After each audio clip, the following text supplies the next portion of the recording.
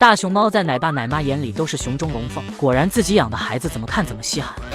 健儿加油！加油的助力。明明是仔仔大晚上不睡觉拆家，搞得家里一片狼藉，到奶爸口里却成了奥运健儿。不知道的还以为身为体操王子的小奇迹，要为国出征拿下金牌呢。不得不说，王奶爸的爱有些过于盲目了。心安奶爸也是夸孩子赛道上的王者，闺女是肉眼可见的横着长。评论区的网友们都忍不住吐槽，可他却主打一个眼不见心为净，还得变着法哄孩子是个标准大美胸。说胖肯定是不行的，但是